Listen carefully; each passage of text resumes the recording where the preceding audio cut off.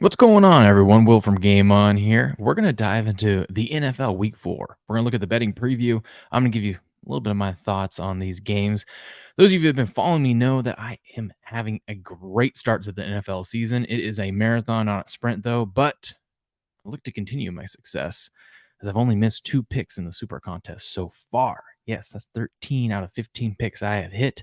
Let's take a look at the spreads, the lines, everything that's going on, where the sharps are, where the big money is, who's the public on, who's the public backing, what's the narratives of these games. Let's dive. And I guess I forgot to mention, I'll give you my best bet of the weekend for the NFL Week 4 picks at the end. Well, if you're with me last night, we were on the lines and the over last night, which both cashed really well. We're just going to be looking at sides in this one. We won't be looking at the totals. Maybe that's something I'll do down the road. If you guys want me to do some more totals than just the sides on this one, let me know in the comments below. But yeah, the Lions cashed with us last night. London game is the first game on Sunday, Falcons and Jaguars. Jaguars, although this is a neutral site, feels like a home game for the Jags. They're about to have back-to-back weeks in London, playing at different stadiums, but still will be in London back-to-back weeks. Falcons 3-point dogs on the road. They're both on the road, obviously. Sharp money coming in on the Falcons. Once again, sharps. I don't get this, man. I don't get the sharp action coming in on the Falcons, and it's coming in on some of these teams that they were sharp on last week, as we'll get into some other games that clearly these teams are just bad. And the Falcons are just bad. Desmond Ridder is not good on the road. We got big money coming in on the Jags, though, and that's what I tend to look at. Where's the big money at? And an Action Network expert. We got 69% of the bets, AO, and 81% of the money on the Jags in this one. And I love the fact that the Jags lost a game they shouldn't have lost last week at home. Feels like they were looking ahead a little bit, but also a lot of things just went against them that aren't repeatable. Blocked punt or blocked field goals, returned punts, all that kind of stuff. Not really repeatable. I think the Jags are going to be just fine. Jags laying 3 in this one. I like the Jags personally in this one. Broncos Bears, man, 0-3 versus 0-3. Who wants to get Caleb Williams?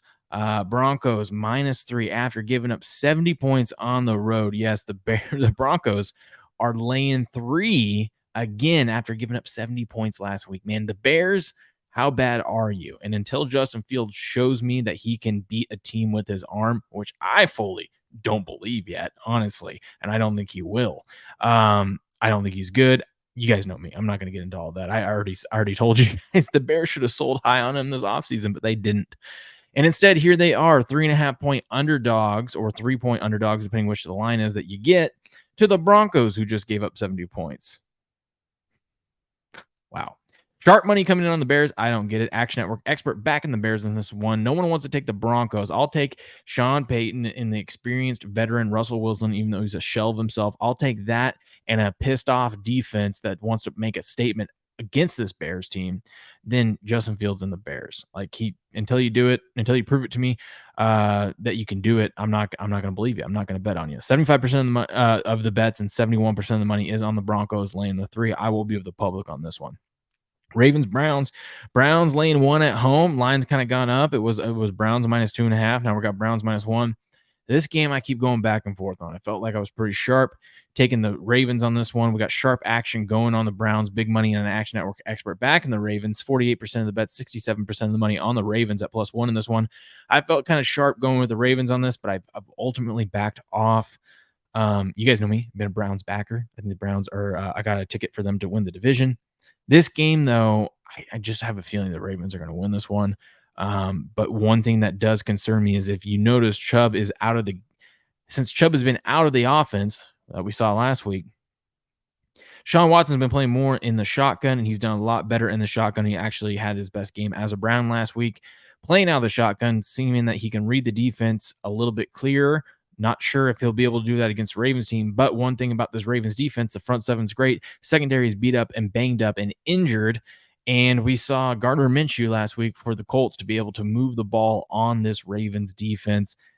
If Deshaun Watson's even just an average quarterback in this game, they should be able to throw on this Ravens defense. That's what kind of pulled me off on this one. I do lean Ravens in this, like the Ravens in a teaser. I think it's going to be an ugly, close game. I'll tell you what, though, if you're looking for a live in-game bet, if the Ravens get a lead, you better believe they're going to hang on to that lead. So if they're up, I would bet them live. But yeah, There's the Ravens and the Browns. Bengals, Titans.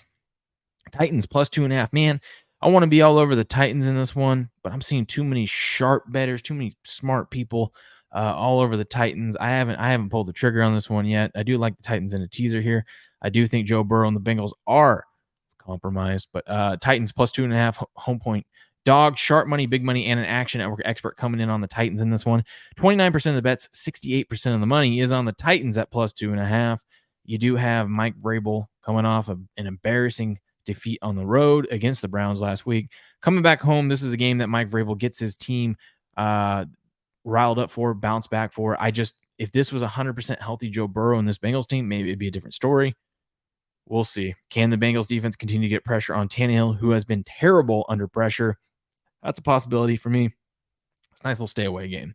Dolphins, Bills. This one I love. Bills laying 3 against the Dolphins. Sharp money coming in on Dolphins. Big money coming in on the Bills. And an Action Network expert back on the Bills. 53% of the bet. 79% of the money is on the Buffalo Bills to circle the wagons and defeat the Miami Dolphins. And why wouldn't they? The Bills have dominated in the Tua era. He has never beat the Bills. The Bills have always got one up on the Dolphins. I think that changes, though. I think Sunday we see this Dolphins team. I love Dolphins team total over 26.5. I personally bet that one. And I love Dolphins as a teaser leg. This is going to come down to the end. But ultimately, I think the Dolphins, they're going to be able to move the ball on this Bills defense. I don't think, and obviously Buffalo is going to be able to move the ball on this Dolphins defense. So maybe the real winner in this is just bet the over in the game. But I like the Dolphins. I think they're the real deal. I do not feel good that they're coming off a 70-point game, but I do think the fact that they haven't beat the Bills the last few years, that negates the flatness effect. I think they're motivated, especially in Buffalo. I think they're going to be motivated. I think they're going to be focused up. I do think the Dolphins come in, take care of business. I think, hell, you can keep your 2.5 points. Give me the Dolphins on the money line. I think the Dolphins are going to win this one. I think it's going to be, Dolphins might even be a pleaser play. I think the Dolphins are going to win this one with ease. I just think you've got Jordan Poyer that was ruled out this week. Poyer is the heart and soul of that defense. Look at last year when Poyer was out, obviously Von Miller's still out. When Von Miller and Poyer were out last year, take a look at how that defense did. It was garbage. Poyer is I'm not just saying this because him and I played against each other in high school. He is the heart and soul of that defense, and things really get messed up when he's out. And they got Damar Hamlin trying to fill in for his place. We'll see. Feels like it's just a feel-good story there, but we'll see if Hamlin can actually fill the shoes of Poyer. Those are big shoes to fill. We got Commanders going to the Eagles, though. Eagles open up as a 7-point favorite. I initially stayed away from this one. Then I just kind of talked to myself. I just kind of thought about it. I guess talk to myself. Well, I guess it is talk to myself. I don't know. Either way, I thought about this one. Eagles laying 7 at home against the Commandos. It is now up to 8.5. 83% of the bets, 54% of the money is on the Eagles in this one. You got big money and an Action Network expert back in the Commandos, and I honestly don't know why. A lot of spots this has moved to 9.5. I think anything under 10, hell, I think even playing 10. A lot of people get scared at 10. I would play 10. I think Eagles are just going to dominate the Commanders. The Commanders, I see why the Sharps and a lot of people like the Commanders. I think it is technically a sharp play. The Eagles, man, they're 3-0 and they're undefeated against the spread. I mean, they got one push, right? But like the Eagles, all they do is go out and dominate and win, and they still haven't even looked good yet. They haven't looked at peak Eagles form like last year. That's going to happen at some point. Now they're coming back home. They're playing a divisional opponent. I think the Eagles are just going to run up the score. Hopefully that flu that went through the Eagles camp last week went through the majority of the players, and they don't even have to worry about that. But I think the Eagles at home are just going to dominate. I don't think the Commanders are good at all. So I will lay the points with the Eagles all the way up to 10 on that one. Buccaneers and Saints -3. Favorites against the Bucks. You got big money and an Action Network expert back in the Buccaneers. 76% of the money, 76% of the bets, 86% of the money is on the Buccaneers in this one. I don't see it, man. You guys know me. I've been a Baker fan. This line has moved from +5.5 to +3. I know Derek Carr. Some people are saying he might play. I hope he doesn't play. Just let Jameis play at this point because he's got a full week. Listen, I know Jameis hasn't looked good. Didn't look good last week, and that offense looked inept when Derek Carr went down. Couldn't even score some points, but they were a makeable field goal away from winning that game. But there is something to say about actually taking the first team reps all week long. So if Winston's out there taking first team's rep, they get Kamara back. And here's the biggest thing: that Saints defense is for real.